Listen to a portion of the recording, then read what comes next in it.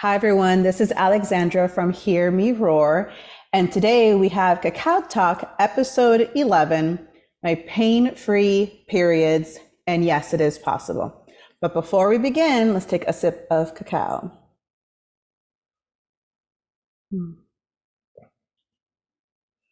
So today in my cacao, I added a little bit of spicy honey. Basically, it's just honey that's been infused with some chili peppers, and it is really good. I'm actually wanting a little bit more of the spicy honey, but I'll put that in with whatever's left over for after the episode. Okay, so I am really, really excited to talk about this topic. It was inspired because I woke up this morning noticing the subtle shifts that are starting to begin, subtle and not so subtle, I should probably say, the 3 days leading up to my period. And waking up this morning and just noticing and being aware of the transformation that was going on physically and emotionally, mentally, and so forth.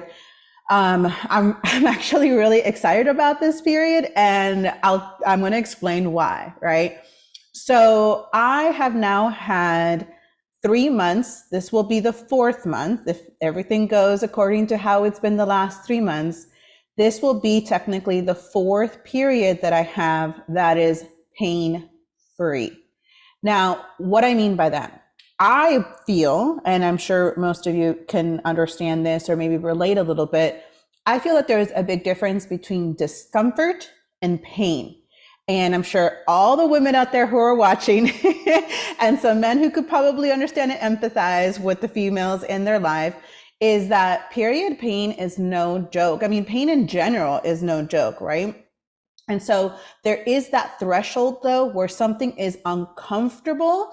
Like if you're sore, you did a good workout, you're a little uncomfortable, but then if your muscles start hurting, that's an indicator of, okay, maybe you went too far. So there is, you guys know what I'm talking about. There's a very fine line, but very distinctual difference between discomfort and pain, and especially discomfort and then debilitating chronic pain, whether it be because of your period or just other life stuff that's going on.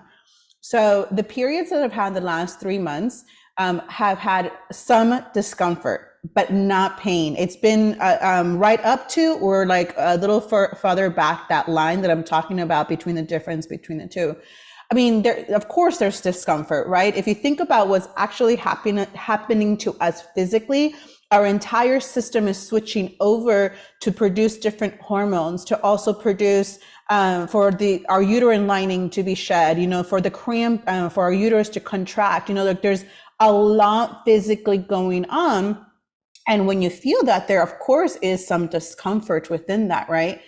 But I think the easiest way is also to describe a little bit about, I would just share like what my history is with my periods. But before I do with that, the other reason I'm really excited to talk about this topic is because, so the last year and a half, I've been really working more with tantric energies, both to do self-healing and to work with clients, right? And to have just discussion with friends and stuff. And I mean, the tantric beyond just the sexual benefits that you get with it, the orgasmic benefits. I'm talking, it's an entire life energy. There's an entire lifestyle and perception of how we work with the world that comes with implementing tantric energies.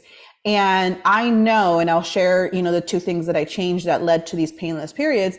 But I know that the last year and a half journey that I've been on, again, the prepping for this training that I'm going to in October, I know that has contributed a lot to these painless periods, right?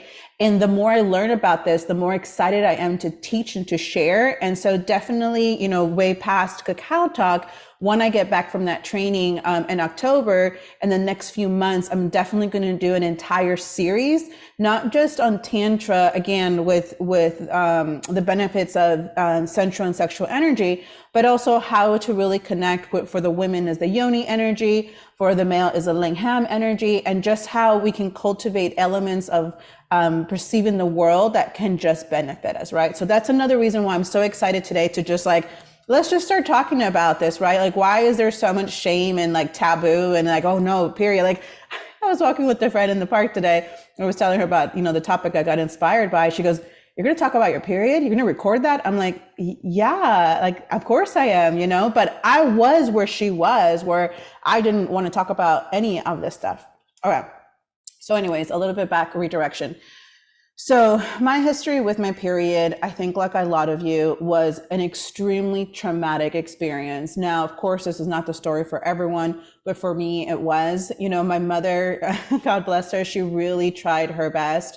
You know, she really didn't have a mother around to teach her about not just periods, but the female anatomy and, you know, the fact that, you know, we have a lot that goes on hormonally and emotionally and energetically and physically. And she was never taught any of that, right? And so, and I went, she put me, my parents put me in a private Catholic school when they immigrated over here because they wanted the best for me, in a private school at the time. That's what they viewed as something the best for me. So then, of course, going to a private Catholic school, it was even more limited to what I learned of the female anatomy and periods. Like, I literally remember I was in the 6th grade, which, by the way, I already had my period before the 6th grade.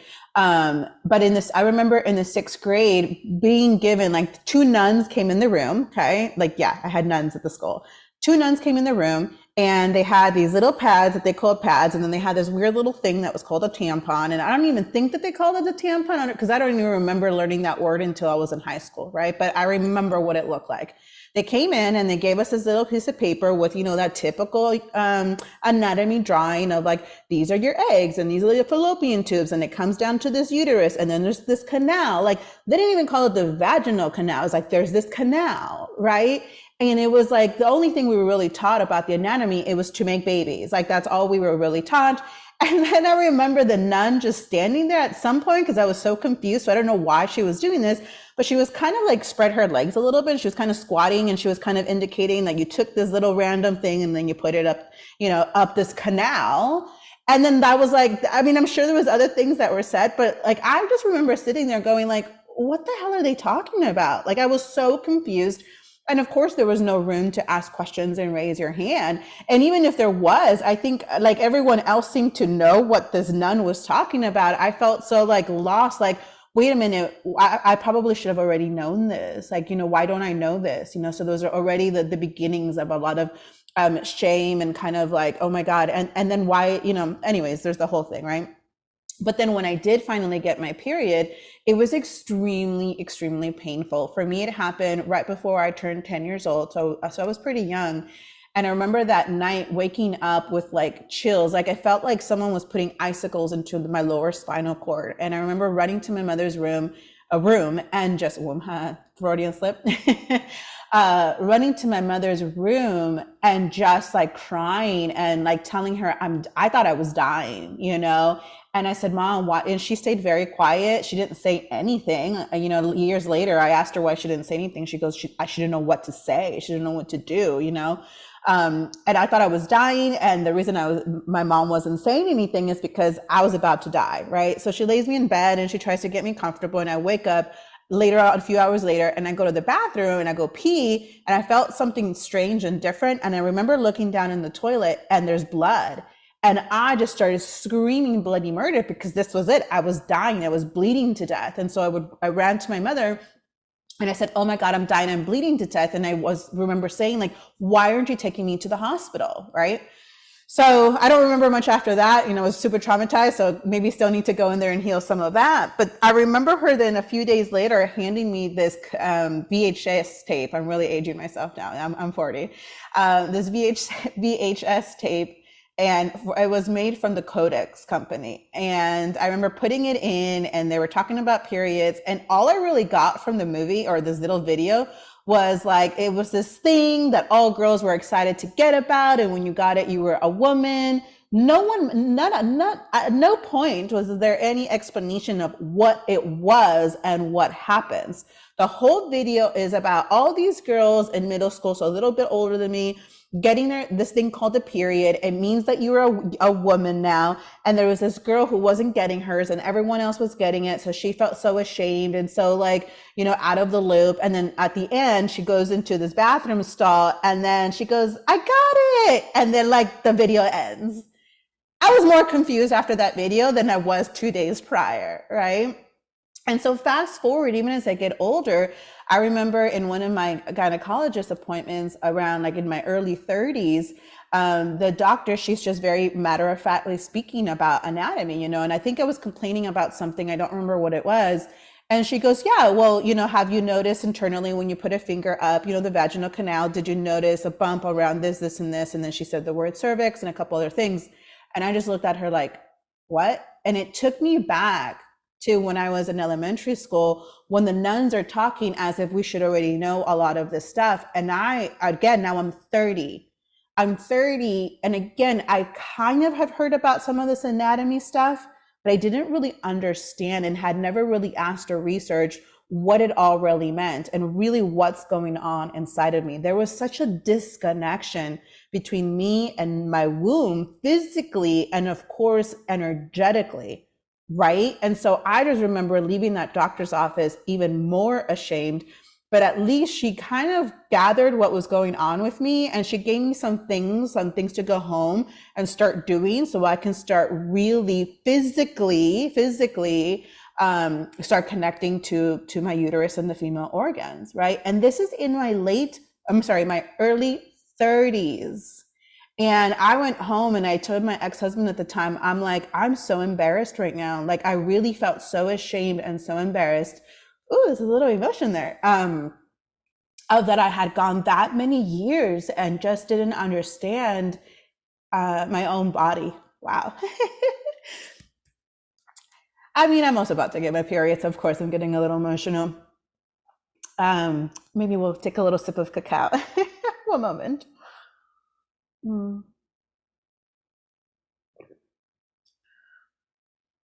And I remember just in that moment saying, you know what, I really need to learn what's going on for me. I really, really want to. I want to understand all parts of me. And in understanding all parts of me, not only do I really, have a full connection with my whole body, but maybe it will help me improve also just my sexual experiences, my self-love, healing, everything, right? So then I spent a few years just physically understanding the human anatomy, like specifically the female anatomy, really just understanding it physically, right? And one of the big changes that I did make over the last few years was my diet. I came across this guy named Anthony Williams, the medical medium, and he really dives deep in his big premise is that a lot of our pains are caused by inflammation in the body. And so I did see him live, and in one of the talks, one of the women did bring up menstrual pain. And he explained, and I have heard from other sources, I haven't dived deep yet into it, but today's topic is kind of, inspiring me, that periods they're actually not meant to be painful. Yes, there's going to be discomfort, but our periods are not meant to be painful. And when I first heard that, I was like, you've got to be kidding. And of course, I'm hearing this from a man. I'm like, oh, of course a man would say that. But no, I've actually heard it from other sources. And so I was really curious about it. And anyways, he specifically focused on our foods and what we eat, especially the week leading up to and the week after, right? And just overall inflammation in the body. And so he was talking about how inflammation can cause basically, we have the uterus and then we have the rectum. And so if we already have intestinal inflammation and then the uterus is inflaming, now these two things are fighting for space in the body. And that can also contribute to general pain, right? I'm really generalizing this. There's so much more to it, but I'm also limited on time of how much we can talk about this on this episode. But it just kind of started helping me understand the body. Like, not only now was I understanding where everything really fit in my body, I was starting to understand how maybe other things, other diets and other, things going on a day-to-day basis that can be contributed to the pain, right? So for a few years, that's all that I concentrated on. And then a year and a half ago is when I started really learning more about tantric energy, but specifically focusing on what the Yoni, Y-O-N-I, what our Yoni is and how it is just another energetic portal to the life force around us. And again, I will go more in detail about that specifically in other episodes because I am going to really now learn deeper more of it. And then I'll feel honestly just more comfortable talking about it. But I started connecting with that more.